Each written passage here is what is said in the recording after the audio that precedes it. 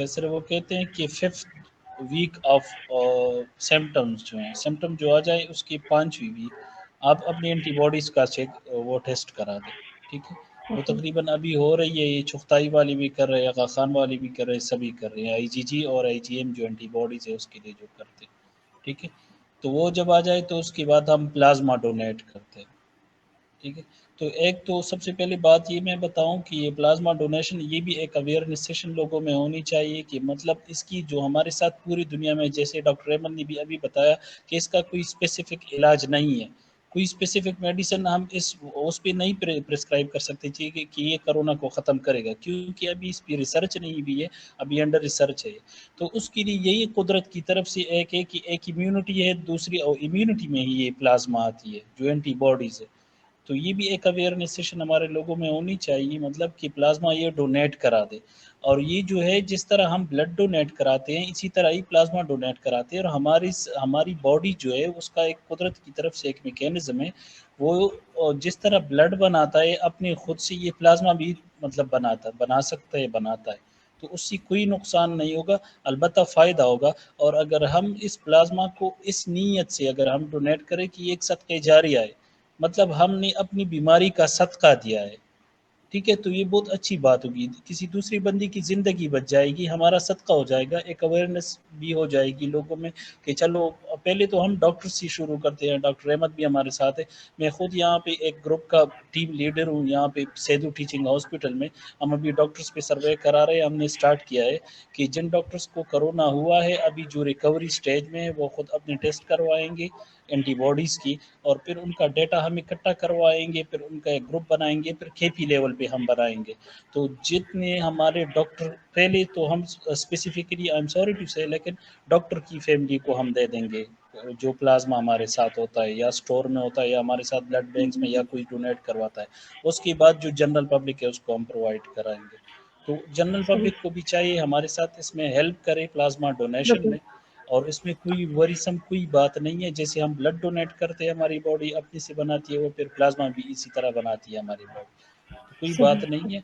और दूसरी बात हमारी उसमें है कि ये आइसोलेशन के बारे में मैं थोड़ा बताता चलूँ कि मतलब यहाँ तो ज़्यादातर हमारी 14 डेज़ तक होती है आइसोलेशन। डॉक्टर साहब ने भी बताया ऑफिशियली तो हम 21 अप टू 21 डे करा सकते हैं, ठीक है? लेकिन जो अभी ये सिंगापुर की रिसर्च है, ये वो लोग कह रहे हैं कि 11 डे के बाद हम किसी को इन्फेक्ट नहीं करवा सकते, और उसकी मैकेनिज़्म वो एक सीनियर मुझे बता रहे थे। इसी तरह वायरस जो है हमारे साथ, कुछ वायरसेस होते हैं जो डीएनए वायरसेस होते हैं, कुछ वायरस होते हैं ये आरएनए वायरस होते हैं। तो ये जो कोरोना वायरस है ये हमारे साथ आरएनए वायरस है। तो रिसर्च ये बताते हैं कि 11 डे के बाद इसका जो है स्प्लिट अप हो जाते हैं हमारी बॉडी में, ये मतलब उसकी तोड़-फोड़ हो जाती है, ये इसका आरएनए बाहर निकल जाता है। तो ये फिर किसी को, अगर कोई आपके साथ भी हो खैर एहतियात तो ज़रूरी है, लेकिन ये किसी को इन्फेक्ट नहीं करवा सकता। लेकिन फिर भी हमारे लिए एहतियात ज़रूरी है। दूसरी बात ये है कि मुझे कल एक सीनियर बता रहे थे, डॉक्टर अहमद भी हमें इस पे गाइड करवाएँगे थोड़ा-सा। वो कल बता रहे थे मुझे कि बात वो इस तरह है कि ये जो है ये अगर आपके सिम्पटम रिलीव भी हो जाएँ तो फिर भी ये पॉज़िटिव आता है। जैसे हमारे साथ बहुत टाइम तक टाइफाइड पॉज़िटिव आता है। तो अगर सिम्पटम रिलीव हो जाए तो ये अच्छी बात है, अगर पॉज़िटिव आता है कोई बात नहीं है, 2-3 पीसीआर के बाद ये खुद नेगेटिव हो जाती है। सही। अच्छा, इसमें थोड़े से हम साथ में क्वेश्चंस भी ले लेते हैं। एक मेरी फ्रेंड है वर्दा, वो पूछ रही है, आर ऑल हर्ब्स इनइफेक्टिव? मुझे तो इनका क्वेश्चन समझ नहीं आया, आपको समझ आ रहा है डॉक्टर अहमद? हाँ जी, मेरे ख्याल में वो पूछ रहे हैं कि हर्बल कोई हो सकता है, अगर आपके पास एलोपैथी के पास इलाज नहीं है तो हिकमत का कोई अगर वो आप नहीं है। बता सकें कोई। तो मेरे ख्याल में तो फूड ही है, आप उसी से क्योर कर सकते हो, और तो ऐसा सच कोई आपने जिस तरह अभी बताया हाँ कि जी, बेसिकली मेडिसिन नहीं है। हाँ, मैं आजकल वो सना मक्की के बारे में सुन रहा हूँ, और मैं पहले तो उसको नहीं इतना मानता था। मैं कहता कि मतलब पता नहीं, हो सकता है कि हो या ना हो, क्योंकि जब आपका अपना एक्सपीरियंस नहीं होता आप किसी को एडवाइस नहीं कर सकते। लेकिन मुझे कल एक ओके डॉक्टर साहब का फोन आया जो पॉजिटिव थे, और उनके मेरे ख्याल में 10th डे ओके चल रहा था, और वो कह ओके रहे थे कि जब मैं चना मक्की का कावा पीता हूँ तो मुझे 4-5 घंटे तक मेरे वो जो मुझे बॉडी टूटती है, और वो सारा मतलब जो मैं थका हुआ होता हूँ और ये सारा, वो 4-5 घंटे बिल्कुल ठीक हो जाता है मेरा। और उसके अच्छा बाद फिर मैं दोबारा उसको पी लेता हूँ। और मतलब वो मैंने बना के रखा होता है, मैं उसको पीता रहता हूँ। फिर ये कि मैंने मतलब जो आपकी जिंक कंटेनिंग चीजें होती है, जिंक बेसिकली प्रूवन है कि इसको फायदा देता है। और मतलब बात वही है कि आपने अपनी इम्यूनिटी को बढ़ाना है। जो भी आप चीजें खाएंगी इसका डायरेक्ट इलाज तो कोई नहीं है, मगर अल्लाह पाक ने जो आपको इम्यूनिटी दी हुई है, जो आपकी आर्मी अल्लाह पाक ने आपकी बॉडी के अंदर दी हुई है, उसको आपने किसी तरह बढ़ाना है कि वो बढ़े और वो जो है वो खुद ही उससे फाइट ऑफ कर ले, क्योंकि दवाई आपके पास है कोई नहीं, वो जो आर्मी है आपकी अल्लाह ने बॉडी में दी हुई वही उसको फाइट ऑफ कर ले। उसके लिए योगर्ट भी अच्छा है। योगर्ट ये होता है कि आपकी स्टमक को जो है वो एनर्जी देता है एक तरह से, और उसका फंक्शन अच्छा करता है। जो स्टमक होता है वो काफी चीजों में हेल्प करता है, और वो न्यूट्रिएंट्स एब्जॉर्ब करता है, वो आपके वायरस जो होते हैं उनको किल करता है, जो हार्मफुल बैक्टीरिया होते हैं उनको किल कर देता है। इसी तरह गार्लिक है, गार्लिक जो होता है उसमें एंटीऑक्सीडेंट्स होते हैं, जो हमारी बॉडी में इन्फ्लेमेशन सोजिश चल रही होती है उसको ये खत्म करता है, जिससे इम्यूनिटी जो है वो और बूस्ट अप होती है। क्योंकि आप जो उल्टी सीधी चीजें खा रहे हैं उसके साथ वो पूरी इम्यूनिटी उसके साथ लड़ रही होती है। तो आप जब भी मतलब उनको बूस्ट करने के लिए चीजें खाते हैं, जो मतलब आपके जो हार्मफुल बैक्टीरिया होते हैं उनको खत्म करता है, बेनिफिशियल बैक्टीरिया को बढ़ाता है, तो बॉडी थोड़ी सी इजी हो जाती है और वो कहती है चलो जी अब मैं मतलब इसके साथ फाइट कर सकती हूँ। फिर ये कि आप जो आपके नट्स हैं वो आपको एनर्जी भी देते हैं, जो कैश्यू नट हो गया और मतलब पिस्ता हो गया, और इवन आलमंड जो है बड़ा कॉमनली अवेलेबल है, वो आपको एनर्जी तो देते ही हैं, आपको जो एसेंशियल ऑयल्स आपको देते हैं। इसके अलावा उनके अंदर जिंक होता है और वो बड़ा अच्छा होता है। इसके अलावा मैंगोज, आजकल मैंगोज बहुत अच्छे हैं, खासकर जिनको देसी मिल जाते हैं। सिंधी और पंजाबी जो है वो इस मामले में जो है बड़े लकी हैं कि उनको देसी आम भी मिल जाता है। वो बहुत अच्छा है, जिसपे मतलब थोड़ा सा ऑर्गेनिक अगर आपको मिल सके कहीं से, वरना बाकी भी ठीक है। चाइना में एक रिसर्च हुई थी, उन्होंने कहा था कि विटामिन डी जो है ना वो काफी एनर्जाइज करता है बंदे को, इम्यूनिटी बढ़ाता है। और विटामिन डी जो है वो जिन लोगों का अच्छा होता है उनका जो है वो रिकवरी रेट अच्छा होता है। आप जहां भी सन एक्सपोज एरियाज हैं पाकिस्तान के वो देख लें, उनका रिकवरी रेट गिलगित में, कश्मीर में इनका रिकवरी रेट बहुत अच्छा है, क्योंकि इनका सन बड़ा क्लियर होता है, पोल्यूशन नहीं है, वो मतलब उनका विटामिन डी वगैरह अच्छा होता है, तो उनका बहुत अच्छा। मतलब इन्होंने, अमजद भाई ने पूछा कि जिंक कहाँ से मिलेगा। जिंक जो होता है वो कैश्यू में होता है, पिस्ता नट फिश के अंदर होता है। इसके अलावा टैबलेट्स होती हैं इसकी, सर्बेक्स जी बड़ी फेमस है, मैं ब्रांड बता रहा हूँ मगर डॉक्टर हूँ तो। It's okay. हाँ, जीस टैबलेट है एक, उसके अंदर जीस के अंदर एक फायदा ये होता है कि उसके अंदर सिलीनियम भी होता है, तो वो जिंक और सिलीनियम मिलके बहुत अच्छा इफेक्ट देते हैं। और आपको विटामिन डी की सप्लीमेंटेशन भी ले लेनी चाहिए, वो कैप्सूल्स मिल जाते हैं 2 लाख यूनिट वाले, वो हफ्ते में एक खाना होता है, वो आजकल सबको ही खाते रहना चाहिए। और इसके अलावा क्लोव्स बड़े अच्छे होते हैं, और सिनेमन बड़ी अच्छी है, जिसे दालचीनी भी कहते हैं। हल्दी तो एक मतलब मेरे ख्याल में हजारों साल पुराना नुस्खा है। शहद बहुत अच्छा है, शहद को तो नबी पाक ने खुद कहा है कि मतलब ये जो है वो काफी मर्ज का इलाज है। कलौंजी आप यूज कर सकते हैं, कलौंजी तो आप किसी भी सालन में डाल सकते हैं, वो तो आपको कुछ भी नहीं कहती। तो कच्चा अदरक और कच्चा लहसुन आपको यूज करना चाहिए। पानी बहुत ज्यादा पीना चाहिए, और बिल्कुल मतलब आप कोई मसला नहीं, अगर आप बार बार वॉशरूम में जा रहे हैं कोई मसला नहीं, अच्छी बात है। वो जो सारा आपके बॉडी के अंदर टॉक्सिन्स वगैरह होते हैं वो ये क्लियर कर जाता है। लेकिन यहाँ पे आपको थोड़ा सा जो है ना वो ऐसी चीजों से अवॉइड करना पड़ेगा जो आपकी इम्यूनिटी को लो करते हैं। सारे लोग ये बताते हैं इम्यूनिटी को हाई कौन सी चीजें करते हैं, इम्यूनिटी को लो क्या चीजें करते हैं वो आपको देखना पड़ेगा। कम सोना और स्ट्रेस लेना। स्ट्रेस लेने से बचना तो बहुत मुश्किल है, तो स्ट्रेस लेने से बचने के लिए हम लोग मुसलमान है, वो अल्लाह पाक के जिक्र में जो है वो दिलों को सुकून मिलता है, और वो कुरान में लिखा हुआ है, तो गलत तो हो नहीं सकता, वो आपको करना चाहिए। उस्मान साहब भी आपके क्वेश्चन का आंसर है। अभी एक उस्मान साहब ने मुझे मैसेज करके यही क्वेश्चन पूछा था, वो कहते हैं कि जो स्ट्रेस है, अब किसी को खुदा ना खास्ता पता लग गया कि उसका टेस्ट पॉजिटिव आ गया, तो स्ट्रेस है वो आपके इम्यूनिटी लेवल को कितना इफेक्ट करता है? स्ट्रेस इम्यूनिटी लेवल को वाकई इफेक्ट करता है, ये साइंटिफिकली प्रूवन बात है, और उससे आपको खुद ही बचना होता है। मतलब आप डिफरेंट तरीके आजमा सकते हैं ना। सबसे अच्छा तरीका तो ये होता है कि अल्लाह पे ईमान शो करें, और ईमान भी इस तरह नहीं होता कि एक दफा कर लिया, आप बार बार डाउन जाते हो, फिर अपने आप को याद कराओ कि मेरा अल्लाह इधर ही है, अगर उसने मुझे बचाना है तो वो बचाएगा। और जो एक ही दवाई आजकल आज तक हमें मिली है वो यही है कि अल्लाह ने जो हमारे अंदर इम्यूनिटी पैदा की हुई है, तो अपने आप को बार बार याद दिलाएं कि अल्लाह पाक मुझे बचाएगा अगर उसने बचाना है तो, और इजी हो जाए बिल्कुल। जो आजकल बल्कि साइंटिफिक रिसर्च चल रही है, जो सूरा रहमान थेरेपीज को कहते हैं, यूट्यूब के ऊपर एक क्लिप पड़ा हुआ है कारी अब्दुल बासित का, वो 20 मिनट्स का है, 20 मिनट्स और सम सेकंड का। और आईसीयू पे बकायदा पिम्स के आईसीयू में भी रिसर्च चल रही है और इस पे इंग्लैंड में भी और साइंटिफिक रिसर्च चल रही है और मरीजों में फायदा भी हो रहा है उसको सुनने से। उसका एक खास तरीका होता है, वो भी उसके नीचे कमेंट्स में और वो उसके अंदर वो डिस्क्रिप्शन में लिखा हुआ है, वो सुने, ठीक है, और अपने आप को बूस्ट अप करें कि जी मैं ठीक हूँ। और जो जिनके घरों में कोई कोरोना का पेशेंट हो तो आप बिल्कुल उसको ये ना कह दें, उसके सामने रोए ना, उसको ये ना कहें कि आप तो गए, उसको हौसला दें कि हम सारे आपके साथ हैं, कुछ नहीं होने लगा। और आप अच्छी बातें याद करें कि 30,000 लोग जो हैं वो 80,000 में से रिकवर कर चुके हैं, रोज हजारों की तादाद में रिकवर भी कर रहे हैं। अगर नए पेशेंट आ रहे हैं, 80 पेशेंट की अगर डेथ होती है तो 1,000 पेशेंट रिकवर भी कर रहा है। और इंसान है ना वो बुरी बातें ज्यादा सोचता है। रोज पाकिस्तान में भी ऐसा ही हो रहा है, तकरीबन 1200 1500 लोग रिकवर कर रहे हैं रोज के, और 80 से 60 70 80 की डेथ हो रही है। तो ठीक है, आपको डेथ वालों को देखना चाहिए और आपको अपने आप को और अपने घर वालों के बारे में सोचना चाहिए, मगर आपको ये भी सोचना चाहिए कि अल्लाह पाक ने वो 1500 में मेरा नाम भी तो लिख सकता है ना, जो रिकवर कर रहे हैं। तो जब आपका लेकिन पॉजिटिव आ देखिए जाता है, अहमद, आप फैसला लें। डेथ वालों में मेरे ख्याल में जो ज्यादा जिन लोगों की डेथ हो रही है उनको साथ में कोई ना कोई और भी इशू, अब मुझे नहीं पता, आपको ज्यादा बेहतर होगा कि उनको साथ में कोई ना कोई और इशू भी होता ही है। मतलब किसी का हार्ट का मसला है, किसी का किडनी का मसला है, किसी का लंग्स का मसला है, किसी का एज ज्यादा है, कुछ कुछ इस तरह के भी है। मतलब अभी हम जितने लोगों से मिले माशाल्लाह जो यंग थे, उनको तो मतलब वो होता है ना, इतनी तबीयत खराब हुई है कि हॉस्पिटल भी जाने की जरूरत नहीं पड़ी, वो सब तो बस घर में रह के उनका कवर हो गया और थोड़ी सी एहतियात करके। तो ये रीजन भी है क्या बिल्कुल ऐसा ही है। कि जिनकी डेथ हो रही है, हाँ क्या जी, उनको है इम्पॉसिबल से? बिल्कुल ऐसे ही। ऐसा नहीं कि यंगस्टर्स की डेथ नहीं हो रही, लेकिन ऐसा समझ लें कि 80 जो है ना, 80 के अंदर से 15 जो है वो यंग होते हैं, और बाकी जो लोग हैं ना वो 65 जो लोग हैं वो या तो बूढ़े होते हैं, बूढ़ों की वैसे ही कुव्वत मुदाफिक थोड़ी सी डाउन होती है, मतलब थोड़ी सी लो होती है, और या फिर उनको कोई ना कोई मसाइल होते हैं किसी तरह के, किसी को कैंसर है, किसी को और चीजें, मतलब वो बॉडी बड़ी मुश्किल से उसी को कंपनसेट कर रही होती है। फिर जब एक और बड़ी बीमारी आ जाती है तो वो फिर बॉडी उसको उसको मैनेज नहीं कर पाती। तो मतलब हाँ, तो फिर यार डॉक्टर्स आजकल उनकी काफी डेथ्स हो रही हैं, उसकी वजह ये है कि डॉक्टर्स को बहुत ज्यादा एक्सपोजर होता है।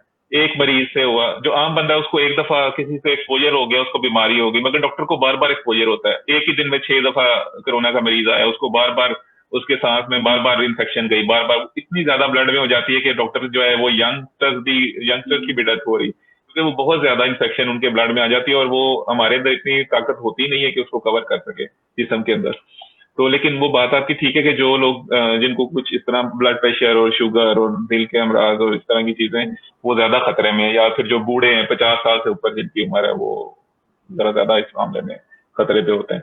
बिल्कुल, तो जैसे वो हमारी बाकी कंपनी में भी ना, मैं वो हाँ जी जी, लेकिन जो हमारी कंपनी मैं में वो भी बात कर रहा ये था। हाँ करती जी। है जी, कि जिन जिन लोगों को हार्ट पेशेंट है, या उनको बीपी है, शुगर है, या उनको अस्थमा वगैरह का प्रॉब्लम है, तो वो लोग वर्क फ्रॉम होम करें, मतलब वो बिल्कुल घर से बाहर ना निकले ना, क्योंकि जाहिर है वो ज्यादा हाँ होता जी। है शायद वो। हाँ, असल में अब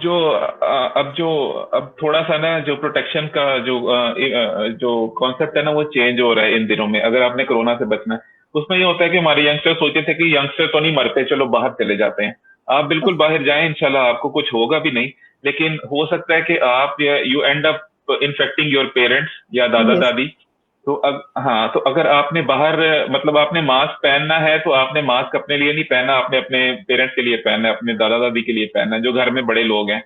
इसी तरह अगर आपने घर में बैठना है तो वो अपने पेरेंट्स के लिए बैठना है, वो अपने दादा दादी के लिए बैठना है, और मतलब बड़े लोगों के लिए बैठना है। घर में कोई ऐसा है जिसको कोई मसाइल हैं, कोई हामला औरत है घर में, या जिसको कोई और इश्यूज हैं, किडनी के इश्यूज हैं, चाहे वो यंगस्टर ही है, तो आपने मतलब अब कॉन्सेप्ट ये है कि दूसरे को बचाओ, जो आपके अपने प्यारे हैं उनको बचाओ। तो यंगस्टर उमूमन बाहर जाते हैं, हमें क्या होना है, हम तो यंग हैं ये वो, मगर मसला ये है कि आप जो हैं वो, आपको तो कुछ नहीं होगा, मगर आप जिसको लगाएंगे हो सकता है उसको कुछ हो जाए। तो मतलब अगर आप बचाव करते हैं, आप मास्क इस नियत से पहने कि मैं दूसरे को बचा रहा हूँ, तो वो आपको इंशाल्लाह ताला इबादत का सवाब मिलेगा, दूसरों को बचाने का सवाब मिलेगा।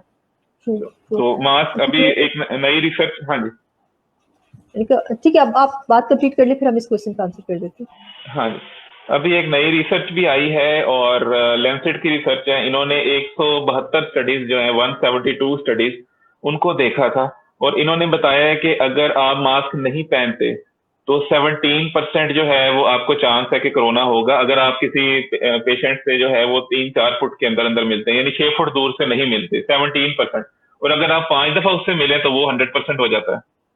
ठीक है, जिस तरह ऑफिस सेटिंग है, वहां पे अगर आपने मास्क नहीं पहना, उसने भी नहीं पहना, उसको कोरोना है, आप उससे 5 दफा मिलते हैं, जाके कोई पेपर शेयर करते हैं ऐसा, तो आपको 100% चांस है कि आपको आपके अंदर जरासीम चले जाएंगे। आपको नहीं होता, सिम्टम आते हैं नहीं आते, वो आपकी किस्मत है, लेकिन आपके अंदर वो जरासीम चला जाएगा। अगर आप मास्क पहन लेते हैं तो वो रिस्क जो है वो 3% हो जाएगा, यानी जहां आपने 5% मिलने से आपको कोरोना होना था, वहां आपको 30 टाइम्स मिलोगे फिर कोरोना होगा, अगर आपने मास्क पहना हुआ। और अगर वो मास्क पहन हाँ, और अगर वो मास्क पहन ले तो 97% चांसेस है कि आपको नहीं होगा। यानी जो मरीज है उसका मास्क पहनना दूसरे बंदे से ज्यादा इंपॉर्टेंट है। अच्छा, ये वाले मास्क, एक और ये भी किसी को कॉन्स्पिरेसी थी कि मास्क जो है, ये वाले जो नॉर्मल वाले मास्क हम लोग ले रहे हैं, शायद ये इतने इफेक्टिव नहीं है। आपको पता है सोशल मीडिया में ये भी एक चला था कि ये मास्क जो है ये हाँ उनको कंट्रोल नहीं कर सकता, कोरोना वायरस को कंट्रोल नहीं कर सकता, इसके लिए N95 देखिए, मास्क ही चाहिए। तो नहीं, ये बात N95 जो है ना वो डॉक्टर्स के लिए जरूरी है। जो आम बंदा है ना उसको वो 3 लेयर्स वाला होता है, उसको 3 प्लाई मास्क कहते हैं, सर्जिकल मास्क। वो लेना चाहिए, और वो लेना चाहिए जिसके ऊपर वो पिन लगी होती है। पिन से ये होता है कि आप अपने नोज पे उसको फिक्स कर लेते हैं तो वो बाहर से हवा नहीं आती अंदर। और दूसरा बड़ा इंपॉर्टेंट फैक्टर ये है कि आपको दूसरे बंदे से कम 4 से 6 फुट दूर रहना है। 6 फुट दूर रह सके तो बहुत बेहतर है। ऑफिस सेटिंग हो गई, और अपने अगर आप मसलन ऑफिस में जाना ही है, बैंक है, आपका ऑफिस है, मेरा है, तो हम तो ये करते हैं कि वो फेस शील्ड पहले थे, क्योंकि हमने मरीज के बहुत करीब जाना होता है। तो जो बैंक वगैरह है उनको चाहिए कि उनका तो ऑलरेडी लगा हुआ होता है, शीशा आगे लगा हुआ हो, क्योंकि ये जो वायरस है ये खुद उड़ नहीं सकता। हाँ, ये खुद उड़ नहीं सकता, ये छोटे पार्टिकल्स जो होते हैं थूक के उनके अंदर उड़ता है। आप बात कर रहे हैं या खांसी कर रहे हैं, अब तो बात करने से भी जाता है, इतना दूर नहीं जाता, बहरहाल खांसी करने से 6-7 फुट तक चला जाता है। तो अगर आपके पास कोई, आप किसी तरह प्रोटेक्ट कर रहे हैं तो फिर वो प्रोटेक्शन आपकी बड़ी अच्छी हो जाती है। अगर आपने मास्क पहना हुआ, ये मैं आपको सर्जिकल मास्क की बता रहा हूँ जो अभी मैंने रिसर्च बताई है, कि अगर आप मास्क पहन लें तो आप 30 दफा उससे मिलेंगे फिर जाके आपको कोरोना होगा। लेकिन अगर आपने नहीं पहना तो आप 5 दफा मिलेंगे तो आपको हो जाएगा। तो 5 और 30 का फर्क देखें। और अगर उसने पहना हुआ है तो आप 79% प्रोटेक्शन है, सिर्फ 3% चांस है कि किसी को होगा। और अगर दोनों ने पहना हुआ है तो 1.5% चांस है कि किसी को होगा। तो अब ये जो नेशंस हैं सारी, अब हांगकांग यूनिवर्सिटी ने कहा है कि अगर 80% मास्क पहन लें लोग तो सिर्फ 8% लोग रह जाएंगे जिनको कोरोना होगा। यानी अगर हमारे 5000 लोग हो रहे हैं तो आप खुद देख लें कि उसके 8% कितने होंगे, 400-500, अगर 80% लोग मास्क पहन लें। और आजकल मास्क लोग नहीं पहनते क्योंकि दूसरा वो हमारी एक वो बना हुआ है ना, दूसरा कहते हैं वो डर गया है तो मास्क पहन रहा है, तो उसे कहें कि मैं नहीं डरा, मैं आपको बचाना चाह रहा हूँ।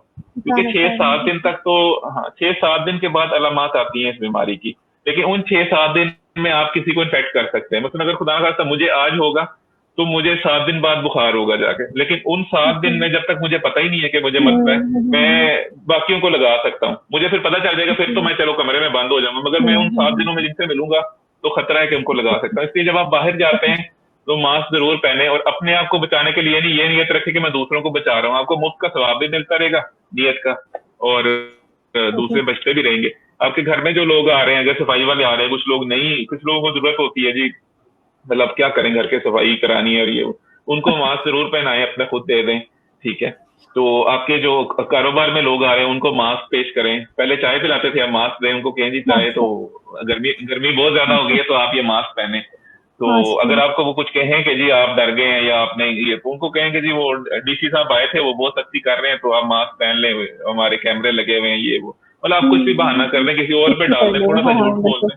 हाँ, लेकिन ये कि हाँ, अब नया क्योंकि वैक्सीन हमारे पास नहीं है तो अब नया हमारे पास यही हल है मसले का कि हम मास्क पहने। अगर कारोबार कर रहे हैं तो रास्ते में शील्ड लगा लें शीशे की, और 6 फुट दूर कर दें सबको। तो अल्लाह पाक खैर करेगा, इंशाल्लाह वो टाइम भी आएगा जब दोबारा गले मिलेंगे, जब दोबारा हाथ मिलाएंगे इंशाल्लाह। हाँ, और हाथों से भी मैं, हाँ, हाथों का भी मैं बताना चाहूंगा। सॉरी, मैं अकेला बोल रहा हूँ। तो हाथों का मैं ये बताऊंगा कि लोग समझते हैं कि हाथ पे कोरोना लग गया तो हमें हो जाएगा, ऐसा नहीं है। आपने हाथ में पूरा डब्बा भर के भी कोरोना का पकड़ा हुआ है ना तो आपको नहीं होगा। आपकी जो टोटल इन्फेक्शन है ना वो इतने एरिया से है। अगर आप ये एरिया बचा लें, इतना एरिया बचा लें तो आपको कोरोना नहीं हो सकता। अपनी आंखें, नाक और मुंह, अगर आपने ये एरिया बचा लिया तो आपको कोरोना नहीं हो सकता, चाहे आप कोरोना के भरे हुए डब्बे में लेट जाएं जाके, ठीक है। तो उसमें फिर यही है कि हाथों का, इसीलिए कहते हैं हाथ मिलाएंगे, और उसके बाद जब आप आंखों को लगाएंगे ना जी, खारिश हो रही है, नाक को लगा रहे हैं, मुंह को लगा रहे हैं, तब आपके अंदर जाएगा वो। इतने एरिया के अलावा कोरोना अंदर नहीं जा सकता आपके। आप कानों में हाथ घुसाएं या आप करते रहें, आपको कोरोना नहीं लग सकता। लेकिन जब आप इस एरिया के अंदर हाथ लगाएंगे, आप समझ लेंगे फेस को हाथ नहीं लगाना आपने, जब तक आपने हाथ ना धो लिए। आधा मिनट से 1 मिनट आप उसको हाथ अच्छी तरह साबुन से धोएं, उसके बाद आप जो मर्जी करते रहे फेस के साथ, लेकिन आपने फेस को हाथ नहीं लगाना। तो असूल यही है, अगर आपने किसी को हाथ मिला भी लिया, हाथों पे कितनी देर रहते हैं? अगर फर्ज करें कोई लग गया, जब आपके हाथों पे लग गया, तो वो कितनी देर तक स्टे करेगा? बेसिकली हाथों पे इतनी रिसर्च नहीं हुई, क्योंकि हाथों के लिए यही है कि आप जब किसी आपको लगे ना मैं कंटेमिनेटेड सरफेस पे हाथ लगा रहा हूँ, तो आप धो लें, सैनिटाइजर यूज कर लें। सबसे सस्ता सैनिटाइजर डेटोल है, डेटोल यूज करें, वो एक डब्बी में डाल लें उसको, और उस पर लिखा होता है कितना डालें, उसको यूज कर लें अगर कुछ और नहीं। और मतलब अब डिसइंफेक्शन अपने घर में करें, जो बाहर वाली चीजें ना, नॉब्स वगैरह जो ज्यादा यूज होती हैं, जहाँ पे लोग आते हैं, अपने घर के अंदर ना करते रहें। वहां तो इंशाल्लाह कोई कोरोना का पेशेंट नहीं, मगर बाहर जहाँ पे लोग आते जाते हैं ये वो, तो वहां पे आप करें, डोर बेल पे कर दें। और इस तरह ना जो हाथों पे, क्योंकि हाथ धोने का वैसे ही उन्होंने कहा हुआ है कि 1 घंटे में 1 दफा धो लें, तो वो ऐसा सच बता। और अगर आप बहुत ज्यादा मिला रहे हैं, लोगों से हाथ मिला रहे हैं, पाकिस्तान में तो जबरदस्ती हाथ मिलाते हैं ना, और माइंड भी करते हैं, तो बिल्कुल मैं भी, हाँ मुझे भी मिलाने पड़ते हैं, मगर मैं हाथ मिलाता हूँ और उसके बाद उसको सैनिटाइज कर लेता हूँ। मैंने वो उसके टेबल के नीचे रखा होता है और गपशप लगाता लगाता, हाँ जी कैसे हैं, ठीक है, पीछे मेरे हाथ चल रहे होते हैं। तो हाँ जी, तो ऑफिस में आप ये कर सकते हैं, एक आप शील्ड में करें, दूसरा हाथों से बचें, तीसरा आप उनको दूर कर दें, उनको भी मास्क पहनाएं, खुद भी मास्क पहने। आपको मेरे ख्याल में 1% से भी कम चांस होगा कोरोना होने। अच्छा, अब हमारे शो का टाइम भी खत्म हो रहा है, तो हम लास्ट क्वेश्चन ले लेते हैं। वर्दा पूछ रही है कि किस स्टेज पे जो है पेशेंट को लेकर जाना चाहिए घर से हॉस्पिटल में? कितनी कितनी सिचुएशन क्रिटिकल हो तो हम उसको हॉस्पिटल लेकर जाएं, जो कि सेल्फ आइसोलेशन में? इसके लिए बहुत सख्त किस्म की गाइडलाइंस तो नहीं है, क्योंकि अभी जाहिर है नई रिसर्च है। नंबर 1 तो ये है कि ऑक्सीजन सैचुरेशन, वो एक ऑक्सीजन सैचुरेशन प्रोब मिलता है, अभी तक तो सबको पता लग गया होगा, उसे पल्स ऑक्सीमीटर कहते हैं। ठीक है, PULSEOXIMETER। वो ऐसे क्लिप की तरह होता है, उसमें उंगली आप करते तो ऐसे बंद हो जाता है, और वो आपको बताता है कि बॉडी में ऑक्सीजन कितनी है। सबसे जो बड़ी कॉम्प्लिकेशन इसकी है वो ये है कि ऑक्सीजन ये खत्म कर देता है बॉडी से ना। पेशेंट में 70% 60% ऑक्सीजन है, और पेशेंट बिल्कुल अलाइव होता है, मगर उसके अंदर, उसके ब्लड के अंदर से ऑक्सीजन अटैच करने की कैपेसिटी खत्म हो जाती है। ठीक है, तो वो पल्स ऑक्सीमीटर ले 3000 तक आ जाता है, 2,500-3,000। वो वैसे भी घर में होना चाहिए आपको आगे। हाँ, अगर ये कोरोना पेशेंट जिस घर में है, तो फिर वहां पे हमको तो ये लेना चाहिए, क्यों? बिल्कुल, आपके कोरोना पेशेंट ना भी हो तो आजकल आपके पास होना चाहिए। कभी किसी को आगे दमे की बीमारी हो जाती है, दिल की बीमारी हो जाती है, किसी को कोई बेहोश हो जाता है, तो आप ऐसे करके देख सकते हैं जी इसका पल्स ऑक्सीमीटर के मतलब वो कैसा, इसका ऑक्सीजन कितनी है। अगर 92 93 तक ऑक्सीजन आ जाए ना, तो फिर आप कुछ वरिंग साइंस होते हैं। 102-3 फीवर है और वो पैराडोल लेने से भी ठीक नहीं हो रहा, 2 पैराडोल गोलियां इकट्ठी खानी होती है, जो बड़ा बंदा होता है, छोटे ने 1 गोली खानी होती है। ठीक है, वो नहीं ठीक हो रहा, वो रोज की आपको 10-10 गोलियां खानी पड़ रही हैं, तो फिर आप डॉक्टर से रब्ता कर सकते हैं। सबसे पहले डॉक्टर से फोन पे रब्ता करें, सबसे पहले डॉक्टर से फोन पे रब्ता करें। आपको नहीं समझ, वो डॉक्टर कहता है कि जी ये मसला बन गया, फिर आप बाहर जाएं, खुद हॉस्पिटल में ना फिरें। ये एक बहुत इंपॉर्टेंट चीज है। आप टैक्सी वाले को भी लगाएंगे, आप वहां गार्ड को भी लगाएंगे, आप नर्स को भी लगाएंगे, आप उस डॉक्टर को भी लगाएंगे, आप रिसेप्शनिस्ट को भी लगाएंगे, तो दूसरों पे आपने जरूर दूसरों की भी केयर करनी है। सबसे पहले हॉस्पिटल से रब्ता करें। वो हेल्पलाइंस भी दी गई हैं हर जगह पे, पिम्स की अपने आइसोलेशन वार्ड के भी नंबर हैं, आप डायरेक्ट उनसे बात कर लें। और मगर वरिंग साइंस ये होते हैं कि सैचुरेशन जो है, जो आप ये वो मशीन लगाएंगे और उसके बाद जो आपकी सैचुरेशन होगी वो 93 92 से कम हो रही है, तो फिर आप जाएं। इसके अलावा ऑक्सीजन, फीवर बहुत ज्यादा है, और इसको हम कहते हैं, इसमें ज्यादा तो होता ही है, मगर परसिस्टेंटली ज्यादा है, 3-4 दिन 5 दिन हो गए और वो उतर ही नहीं रहा, और आप जो मर्जी कर रहे हैं नहीं उतर रहा, फिर आप डॉक्टर से फोन पे रब्ता करें। उसके बाद आपको सांस नहीं आ रहा पेशेंट, एक जो नॉर्मल सांस होता है वो तकरीबन 12 दफा होता है 1 मिनट के अंदर, लेकिन पेशेंट 15 दफा 20 दफा सांस लेता जा रहा है, उसको सांस ही नहीं आ रहा, उसके बुरे हालात हो गए, और तकरीबन उससे फिर आप लेके जाएं, खासकर अगर 20 से क्रॉस कर जाता है पर मिनट। इसके अलावा पेशेंट बेहोश हो जाता है, और उसको मतलब या किसी मतलब या तो बिल्कुल बेहोश हो जाता है, या आपकी उस तरह आपको रिस्पॉन्स नहीं दे रहा, आप उसको हिला रहे हो, बात कर रहे हो, कोई और तरह की बातें करता जा रहा है, फिर आप उसको लेके जाएं हॉस्पिटल। और बीपी उसका गिर जाता है, बीपी भी आप घर में चेक कर सकते हैं, वो भी कोई ऐसा मसला नहीं होता, उसकी डिवाइस भी 3-4 हजार रुपए की, और वो वैसे ही घर में होनी चाहिए। तो इन सारी चीजों में फिर आपको अव्वल तो पहले आपको सारी हेल्पलाइंस लिख के अपने पास रख लेनी चाहिए। आपका एक डॉक्टर हो, मेडिकल स्पेशलिस्ट, जिससे आप फोन पे रब्ता रखें, और आजकल डॉक्टर, मैं भी फ्रीली देखता हूँ मरीज फोन पे, और बाकी भी फ्रीली कर रहे हैं, कोई पैसे नहीं मांगता। तो मतलब डॉक्टर बहुत सारे जो ऐसे ही चेक कर रहे हैं, लोगों को गाइड कर देते हैं। मैं तकरीबन 20 मरीज जो है वो फोन पे गाइड कर रहा हूँ। तो बात यह है कि आप डॉक्टर से रब्ता रखें, जब वो कहते हैं कि आप चले जाएं, फिर उसमें मुख्तलिफ टेस्ट होते हैं, उस टेस्टों की डिटेल में मैं नहीं जाऊंगा क्योंकि फिर मरीज कराना शुरू कर देते हैं, उसका फायदा नहीं है। वो टेस्ट फिर आपको डॉक्टर बताएगा, वो करा लें। अगर उसको लगेगा कि यार ये अभी सेटल नहीं हो सकता, फिर वो आपको बता लेगा कि आप आ जाएं। फिर उसमें भी स्टेजेस होती हैं, किसी को सिर्फ ऑक्सीजन से गुजारा हो जाता है, फिर वो कहता है डॉक्टर कि आप घर में ही ऑक्सीजन सिलेंडर मिल जाते हैं आराम से, तो आप घर में लाके ऑक्सीजन लगाएं, फिर देखें। वो नहीं होता, फिर वो वहां जाते हैं, और उसमें फिर ये होता है कि वो अपने फिर इंजेक्शन लगाने शुरू कर देते हैं, और फिर उससे फिर आगे वो फिर बाईपैस की स्टेज होती है, उससे आगे फिर वेंटिलेटर होता है। तो अल्लाह करे किसी को उस स्टेज पे ना जाना पड़े। तो बेसिकली ये कुछ चीजें हैं, जब आपको लगे ना कि ये काम कंट्रोल से बाहर जा रहा है और आपको डॉक्टर भी कहते हैं कि हॉस्पिटल ले जाएं, तो फिर उनको ले जाएं। जिस बंदे को कुछ पता नहीं है डॉक्टरी का, वो जरूर एक डॉक्टर से फोन पे रब्ता रखे। बहुत सारे डॉक्टर, ये YDA के पेजेस और ये सारे यंग डॉक्टर्स, तो मतलब यंग डॉक्टर्स के तो प्राइवेट क्लिनिक भी नहीं होते ना, उनके हॉस्पिटल होते ना, वो पैसे ले रहे हैं। ये एक और डॉक्टर साहब थे अभी जो गए हैं यहाँ से, तो वो देखें वो कितने पैशनेट थे, वो सारे प्लाज्मा जमा कर रहे हैं, हर चीज कर रहे हैं, इनको कोई पैसा नहीं मिलना। मुझे नहीं पता वो $3000 किधर जा रहे हैं, वरना मुझे भी थोड़े से मिल जाते। तो मतलब इन लोगों से रब्ता कर लें, फेसबुक पे रब्ता कर लें कि ये मसला है बता दें, ये मसला, ये लोग बताएंगे आपको, कोई पैसे नहीं ले रहा। शायद वो बड़े प्रोफेसर जो आए हैं, जिनके प्राइवेट क्लिनिक, बड़े बड़े हॉस्पिटल हैं, ये वो शायद पैसे मांग लें। जो यंग डॉक्टर है वो नहीं पैसे मांगेगा, उससे आप जो पूछेंगे वो आपको फ्री, वो खुश होकर बताएंगे आपको। तो इंशाल्लाह ताला अपने एक आधा डॉक्टर जरूर पकड़ लें, जब कोई घर में कोरोना का पेशेंट हो ना, उससे बार बार पूछें, कोई 2-3 पकड़ लें, चले एक ना जवाब दे, दूसरा दे दे, उसको मैसेजेस करें, बार बार फोन ना करें, चले। तो इंशाल्लाह ताला जब वो आपको काफी सारे डॉक्टर कह दें, 1-2 डॉक्टर कह दें कि आप इनको हॉस्पिटल ले जाएं, तो फिर इंशाल्लाह ले जाएं, अल्लाह खैर करेगा इंशाल्लाह ताला। तो अल्लाह करे उस स्टेज तक कोई ना जाए। Thank you so much. ये टॉपिक तो बड़ा बहुत प्रोडक्टिव डिस्कशन है, और मेरे ख्याल में ये अवेयरनेस सेशन ऐसे होते रहने चाहिए ना, क्योंकि लोगों